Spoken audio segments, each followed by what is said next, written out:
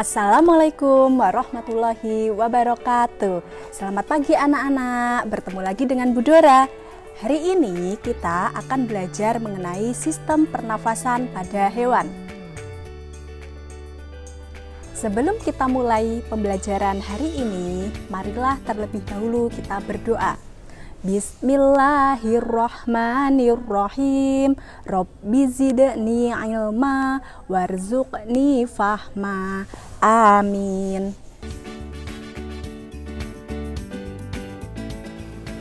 Pernapasan pada hewan.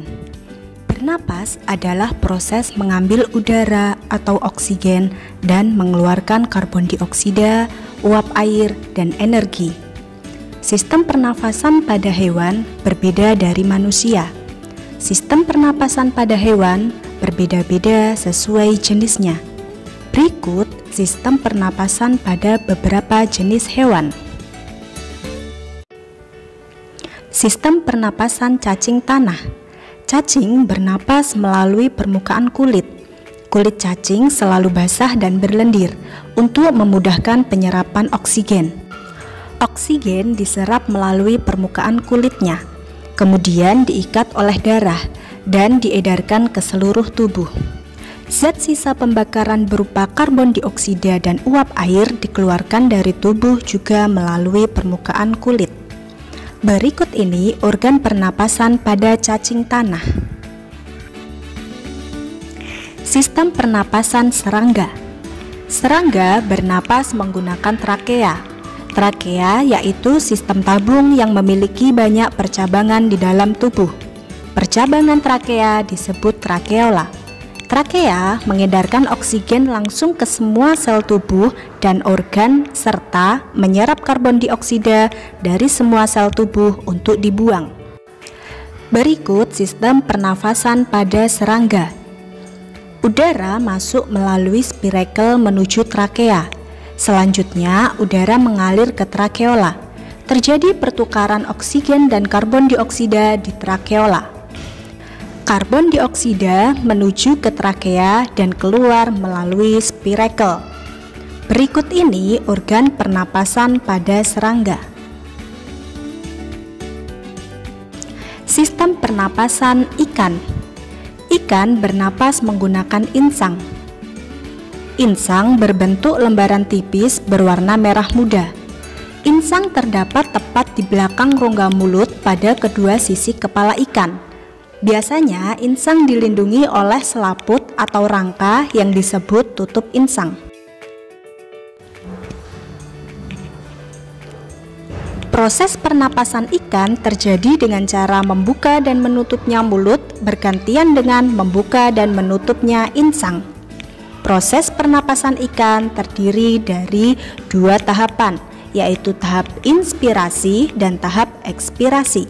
Tahap inspirasi, mulut insang membuka dan tutup insang menutup, sehingga air masuk ke dalam rongga mulut.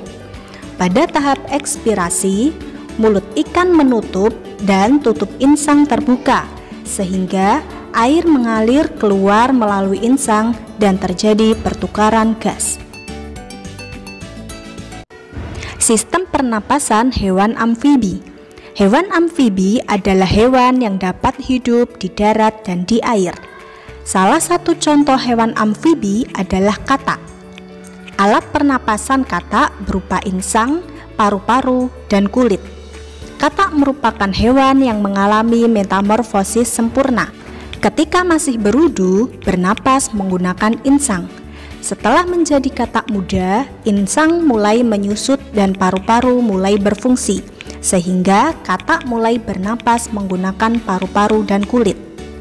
Kulit katak yang selalu basah memudahkan untuk menyerap oksigen dari udara. Berikut ini organ pernapasan pada katak. Sistem pernafasan hewan reptil. Hewan reptil seperti ular, kadal, cicak, dan buaya bernapas menggunakan paru-paru.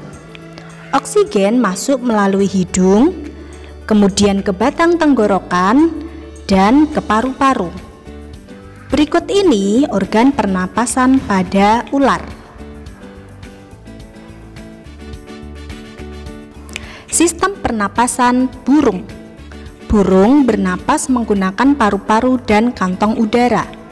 Pada saat tidak terbang, burung hanya bernapas menggunakan paru-paru. Saat tidak terbang, burung juga menghirup udara sebanyak-banyaknya untuk disimpan di kantong udara. Saat terbang, burung tidak menghirup udara, melainkan menggunakan udara yang ada di kantong udara. Jadi, saat terbang, kantong udara akan mengalirkan udara ke paru-paru. Berikut ini organ pernapasan pada burung.